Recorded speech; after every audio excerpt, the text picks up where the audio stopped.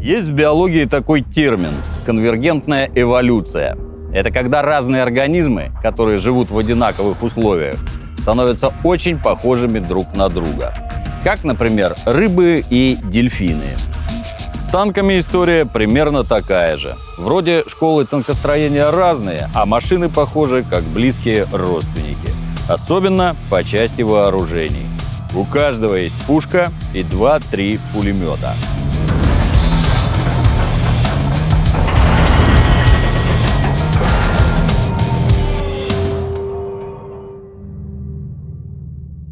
Лет 80 назад военные строили различные теории. Для чего же нужны танки? Изучали опыт Первой мировой и в то же время старались идти в ногу с техническим прогрессом.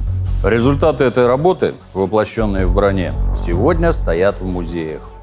Некоторые выглядят так же странно, как скелеты динозавров. Основное оружие танка – орудие. Так сложилось исторически еще в годы Первой мировой. Есть вражеские окопы, есть наша пехота. Ей надо подобраться к этим окопам как можно ближе, забросать их гранатами и ворваться внутрь. А под пулеметным огнем сделать это было непросто. В теории танки должны были помочь солдатам выполнить боевую задачу и своими орудиями вражеские пулеметы подавить. Собственно, на практике они именно так и делали. Первый в мире серийный танк Марк-1 выпускался в двух модификациях, которые назывались «Самец» и «Самка». «Самка» была чисто пулеметным танком с 4 Виккерсами калибра 7,7 мм и 8-миллиметровым Гочкисом. Этот пулемет был легче, его легко можно было переставить из носовой шаровой установки в кормовую и наоборот. «Самец» нес 4 пулемета Гочкис и 2 пушки калибра 57 мм. Калибры орудий в то время были скромными. Французский Рено ФТ, первый танк классической компоновки, оснащался 37-миллиметровой пушкой. Американские танки Кристи тоже проектировались с расчетом на установку подобного орудия. Виккерс 6-тонный, танковый Калашников 30-х годов. Эту машину покупали и копировали по всему миру. Т-26 – самый массовый советский довоенный танк, и именно ее модификация. Так вот, на Виккерсе стояла 47-миллиметровая пушка. Это мало, но для того, чтобы уничтожить небольшой блиндаж или пулеметное гнездо, вполне достаточно.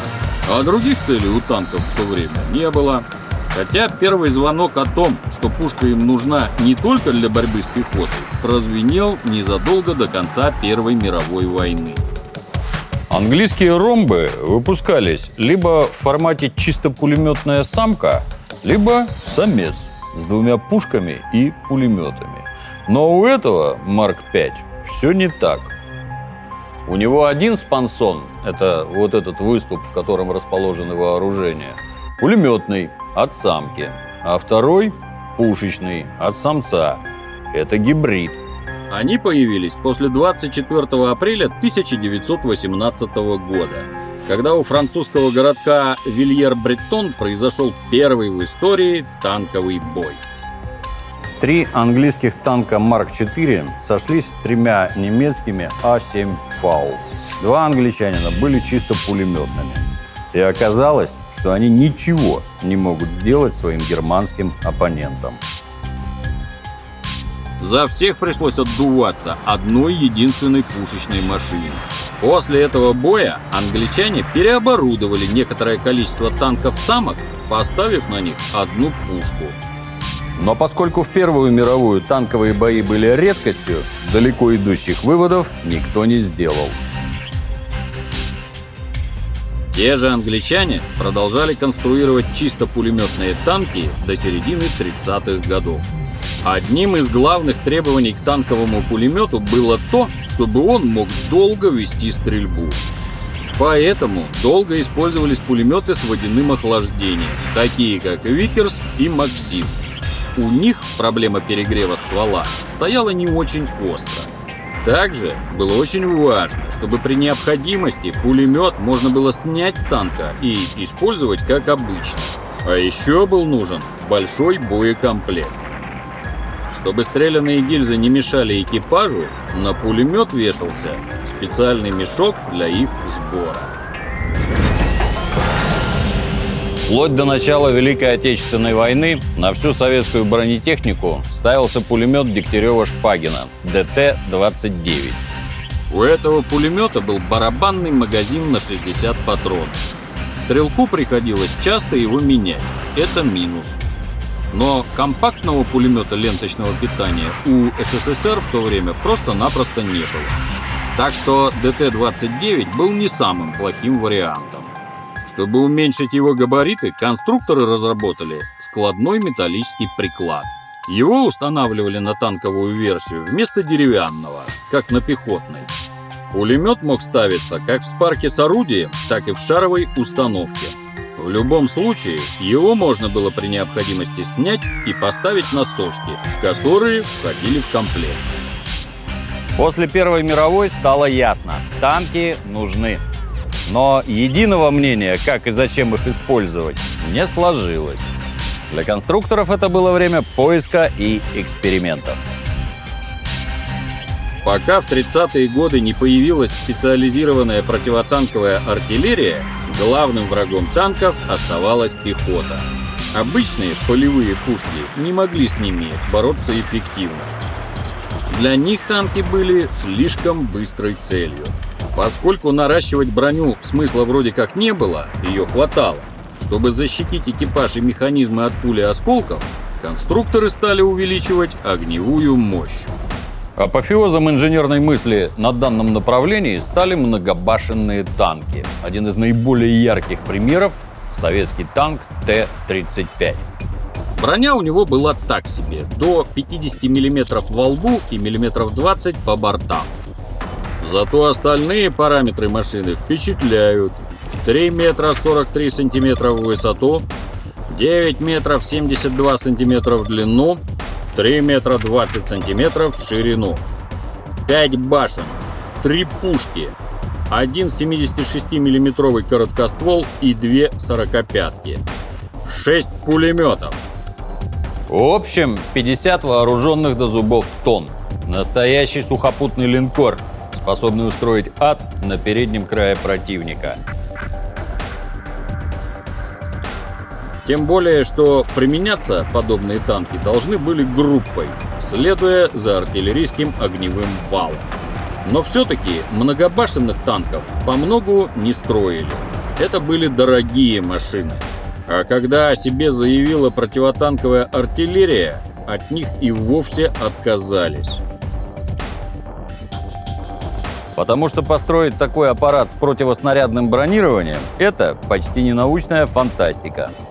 Машина получилась бы чудовищно тяжелой.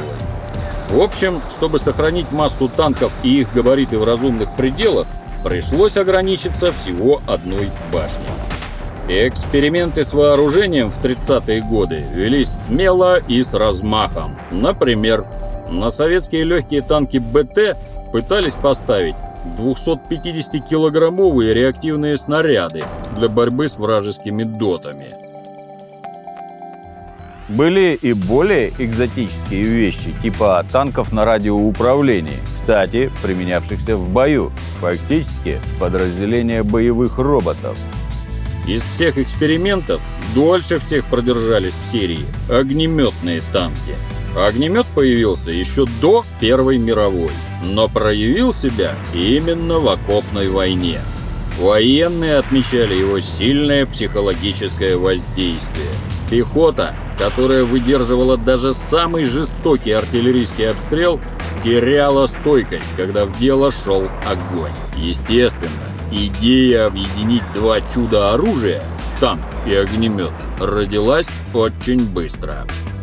Первые эксперименты начались в 1916 году. Что-то проектировали немцы, что-то американцы. Но ничего из этого в серию не пошло. В начале 30-х годов темой плотно занялись в Советском Союзе. И вышли в лидеры как по качеству, так и по количеству огнеметных танков. Впервые огнеметы, установленные на бронетехнику, применили итальянцы во время войны в Абиссинии. Правда, в качестве платформы они использовали не полноценные танки, а танкетки «Ансальдо». Немцы посмотрели на результат и поставили огнеметы на свои ПЦ-1. Это огнеметный танк на базе Т-26. Здесь можно видеть, как из обычных танков делали огнеметные. Основное вооружение заменено. Пулемет оставлен, а вместо орудия – огнемет. А это Черчилль в модификации «Крокодил». У него огнемет стоит в корпусе вместо пулемета. Огнесмесь для него он возил сзади на специальном прицепе. Огнеметные танки не стали очень уж массовыми, но применялись всю Вторую мировую войну. Чуть более 3% советских 34-ок вышли в этой модификации. При правильном применении это было очень эффективное оружие для взлома обороны. Последний огнеметный танк в Советском Союзе был создан в конце 50-х годов. Это объект 483. Испытаний он так и не прошел и остался в единственном экземпляре. Пока конструкторы экспериментировали с танками, произошло событие, которое поставило крест на многих оригинальных идеях. Во время гражданской войны в Испании начали широко использовать противотанковую артиллерию. Оказалось, танки уязвимы для ее огня. Почти весь модельный ряд, созданный на тот момент, мгновенно устарел. Пришлось наращивать броню. А чтобы пробивать эту броню и с больших дистанций выводить из строя противотанковое орудие первым, максимум вторым снарядом, понадобились более мощные осколочно-фугасные боеприпасы. Закономерно стал расти калибр танковых пушек. В СССР, например, именно поэтому на тяжелый КВ и средний Т-34 установили 76-миллиметровую пушку. Немцы столкнулись во Франции с толстошкурыми английскими «Матильдами» и французскими Б-1 БИС. И стали перевооружать свои ПЦ-3 с 37-миллиметровой пушки на 50-миллиметровую с длиной ствола 42 калибра. Это делалось в том числе и для повышения мощности осколочно-фугасного снаряда. Во время Второй мировой танки стали массовым оружием, основным инструментом военных, ломом, с помощью которого взламывали оборону противника, и скальпелем, который рассекает его армии на части. Однако скоро стало ясно, что против лома нет приема, окромя другого лома. И лучшим противотанковым средством оказалось что? Поразительно, но тоже танк. При разработке танковых пушек большой упор стали делать на увеличение начальной скорости снаряда, чтобы повысить бронепробиваемость. Также для орудий появились новые виды боеприпасов – подкалиберный и кумулятивный. Последние очень хорошо повышали бронебойные качества пушек, которые уже стояли на танках. Правда, что подкалиберный, что бронебойный, что кумулятивный снаряды не подходили для борьбы с пехотой. Поэтому в боекомплекты танков входили осколочно-фугасные выстрелы. Причем, как правило, их было больше, чем любых других. Ведь, несмотря на то, что танки с танками, как оказалось, все-таки воюют, основными целями оставались укрепления, противотанковые средства и вражеская пехота. До 1943 года орудия советских танков имели калибры от 20 до 76 мм. КВ-2 со 152-миллиметровой гаубицей можно не считать. Это скорее штурмовое самоходное орудие, чем танк. Проект 85-миллиметровой танковой пушки У-12, разработанный в декабре 1941 года, отложили в сторону как избыточно мощный и дорогой. С него стряхнули пыль весной 1943 года, когда на полигон был доставлен и там изучен новейший немецкий тяжелый танк «Тигр», захваченный под Ленинградом. Пушку усовершенствовали, приняли на вооружение под обозначением Д-5Т-85 и установили на самоходную противотанковую установку Су-85. Это случилось осенью 1943 года. Затем это же орудие использовали на первых серийных Т-34-85. Красная армия начинала Великую Отечественную войну с самыми мощными танковыми орудиями. В 1943 году это преимущество было утрачено. Однако в 1944 году Советский Союз взял реванш, выпустив тяжелый танк ИС-2 со 122 миллиметровым орудием Д-25Т. Это был укороченный на 245 мм ствол корпусной пушки А-19, установленный в модернизированной люльке для 85 миллиметровой танковой пушки. Д-25Т оказалась самым мощным танковым орудием Второй мировой войны, из тех, которые выпускались крупными сериями. Танки ИС-2 предназначались не только для борьбы с вражеской техникой, но и с укреплениями противника. ИС-2 объединялись в тяжелые танковые полки прорыва и придавались советским частям для качественного усиления. Сегодня на танке по-прежнему устанавливают пулеметы, в том числе крупнокалиберные. Главным новшеством вооружений стало появление гладкоствольных орудий. Вроде бы для артиллерии это откат назад, к эпохе чугуна и бронзы. Но тут как раз появились оперенные бронебойно-подкалиберные снаряды. Оказалось, гладкоствольные пушки могут придавать им значительно большую скорость, чем нарезные. А еще из них можно стрелять управляемыми противотанковыми ракетами. Сейчас основной путь усовершенствования артиллерийских систем – это развитие боеприпаса, ведь он наиболее дешев и прост. Возможно, назревает небольшое увеличение калибра. Хотя есть мнение, потенциал классических орудий уже исчерпан и требуется что-то новое. Что именно, покажет время.